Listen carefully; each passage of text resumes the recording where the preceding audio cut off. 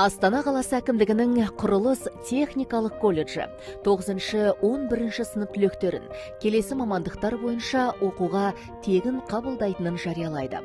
Жылжымайтын мүлікті басқару, хаусмастер, құрылыс, ғимараттарды салу және пайдалану, электрмен қамтамасыз ету, автокөлікті пайдалану және жөндеу, техникалық қызмет көрсету, тұрғын үй коммуналдық шаруашылық объектілерінің инженерлік жүйелерін монтаждау және пайдалану, дәнекерлеу ісі,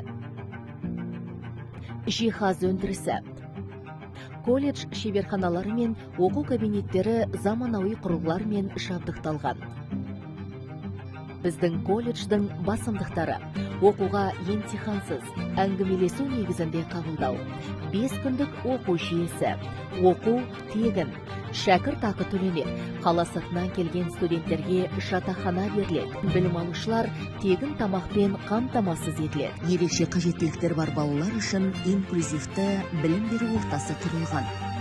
Әлеуметтік серіктестер базасында өндірістік тәжірибе өту кезінде жалақы төленеді. Түлектер қала және облыс көлеміндегі алдыңғы қатарлы кәсіпорындарына, сонымен қатар жас маман бағдарламасы бойынша жұмысқа орналастырылады. Толық мәлімет алу үшін 50 16 06 50 16 07 нөмірлеріне хабарласыңыздар.